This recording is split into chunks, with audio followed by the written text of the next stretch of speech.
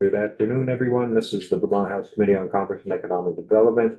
It is Tuesday, April 7th, 2026 at 2 in the afternoon. So we are here to have a walkthrough of H803, which is an active range apprenticeship program. So we have our legislative counsel with us, Rick Stagel. Rick, good afternoon. Good afternoon. Thank you for joining us. Thank you for having me. Rick Sagel with the Office of Legislative Counsel. Okay, H803. This is a bill that amends the apprenticeship language in Title 21. I believe it was 3 years ago, I guess, when this was overhauled. This committee, I wasn't here, but this committee really kind of revamped the Vermont apprenticeship program quite a bit. And Very this bill, quickly, too. yes, that's my Right understanding. right at the end of the section. Yes. So my understanding, and if you have questions about this, I will take them down. A lot of these questions will probably be answered by Department of Labor. This is their language for the most part. So if there any intent or reasoning behind these changes, of course, I'll take down your questions about it, but I may not know right now as to why these changes are being requested. Most of it appears to be technical, and perhaps because of federal changes that the state also needs updating language. It's very similar to the state workforce board, which every state has to have one. But when federal law changes, they need to update how their workforce language works as well. So same with apprenticeship programs. Okay, so we're in Title 21, Chapter 13, the apprenticeship chapter, in the definition section, updating the definition of non-traditional, currently apprenticeship population, striking through the term apprenticeship. So just so it says non-traditional population means a group of individuals, new phrase, who have historically been excluded from various occupations. And the rest of the language stayed the same. Individuals from the same gender, race, or ethnicity, the members of which comprise fewer than 25% of the program participants in an apprenticeable, I wouldn't say, occupation. Apprenticeable. Maybe it's just hard for me to say. So another definition change, non-traditional apprenticeship, industry, or occupation. I want to know why apprenticeship is struck through here, but not on 23. Could be a reason for that. Refers to an industry sector or occupation that represents fewer than 10% of the principal occupations or the programs under the National Apprenticeship System, and adding the phrase using the calendar year 2023 as the benchmark. Okay, that's probably important. I don't know at this time, but maybe Department of Labor will fill us in as to why that would be the recommended benchmark year. Okay, underserved communities means the population sharing a particular characteristic as well as geographic communities who have been systematically denied a full opportunity to participate in aspects of economic, social, and civic life. This term includes individuals who, and you have a long list of groups, racial groups, cultural groups, based on all kinds of different characteristics. So striking through this specific language and adding in these different areas.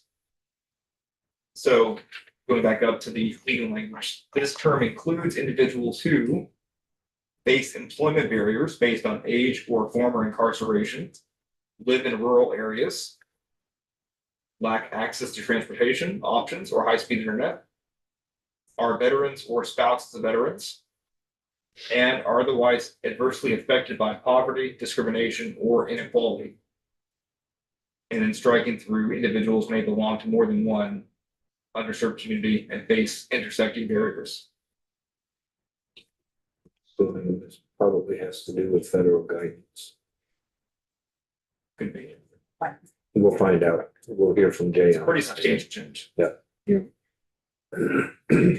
Okay, now into section 1113, the Vermont Registered Apprenticeship Program, subsection E. The Vermont Registered Apprenticeship Program shall develop and disseminate a strategic plan once every 5 years beginning on July 1, 2026, instead of 2024, which shall include information on how the program will implement the requirements of this chapter. A couple of capitalization changes in A and B, and then striking through New American status and replacing it with language access needs. And then grammatical correction, it's career technical education, not career and technical education. Subdivision G, a summary of how allocated funds were used and analysis of the impact of those funds, including uses of any federal funds awarded during the year. And another technical change.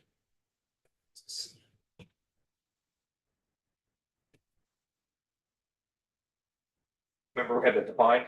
1114 Vermont Apprenticeship Advisory Board, under the duties of the board, adding a couple of new duties. 7, ensure that the registered apprenticeship program addresses barriers to participation and completion of the program, including underserved populations.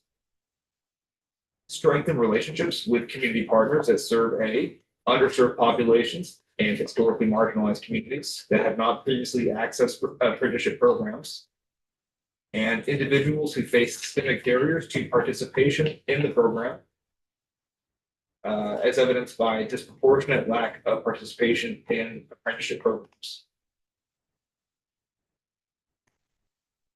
Okay.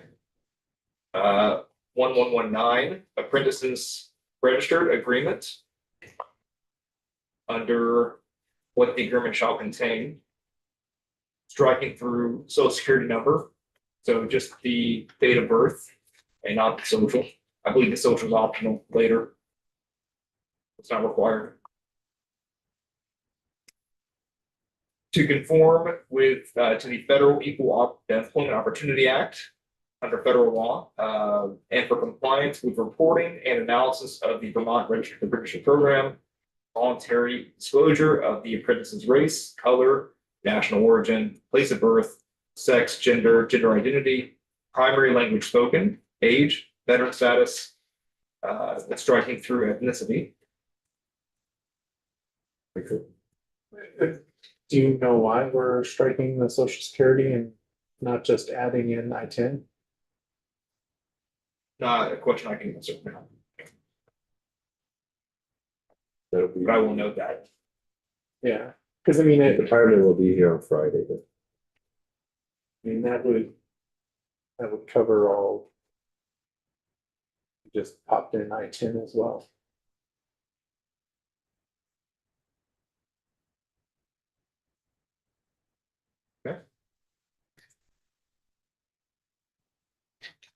So going down to, they're still in what's in the apprenticeship agreement, adding in number 14 and 15, a statement that the apprentice will be accorded equal opportunity in all phases of the apprenticeship employment and training without discrimination because of race, color, national origin, other characteristics, and optional fields for the social security number of the apprentice and demographic characteristics of the apprentice. So that's the optional. Again, there's probably a reason for that, but question for labor.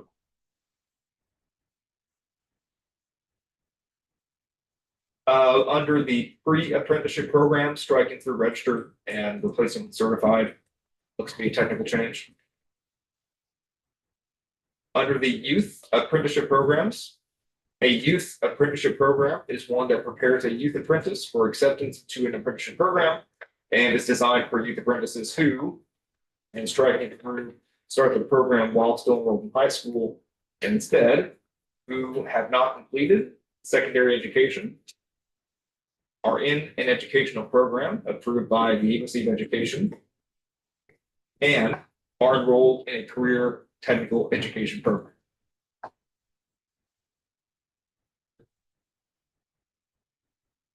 A youth apprenticeship program may be registered by the Department of Labor after, instead of submitting, after a regional CTE center submits.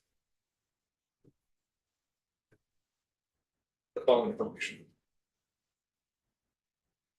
Okay, next page. So under what the regional CTE center must submit, a description of related classroom-based instruction, which may be fulfilled through dual or concurrent enrollment. And of course, striking through secondary, post-secondary because of the changes above.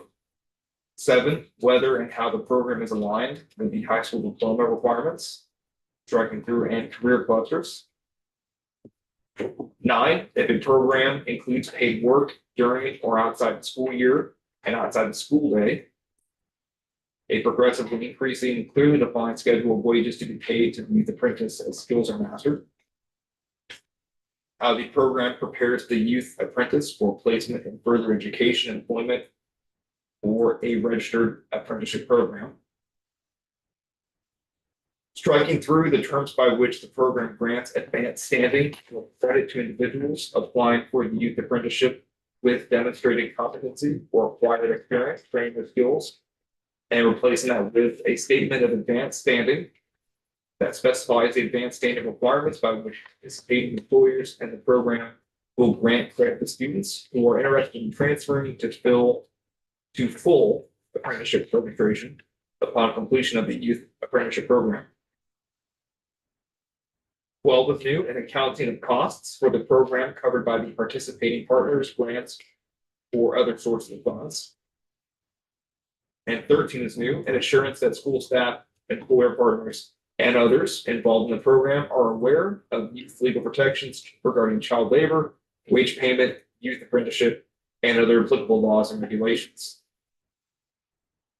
C is new, an apprenticeship plan submitted in conformity with subsection B shall be developed in partnership with apprenticeship sponsors for specific occupational areas and semi-high schools.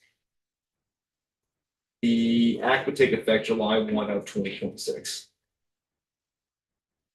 That is H 803. What's your refer it?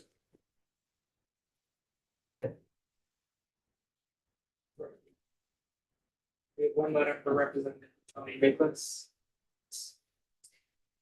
Okay, just so.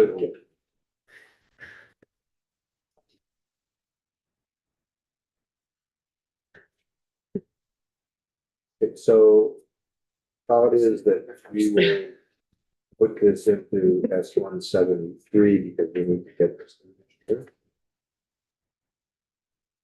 We will have Jay Ramsey will be with us on Friday at 11. Do you have questions? The idea and background to this?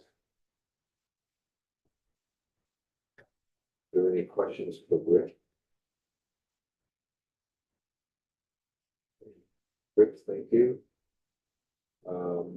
We will have Sophie with us at 2:30, so we'll go offline now till 2:30.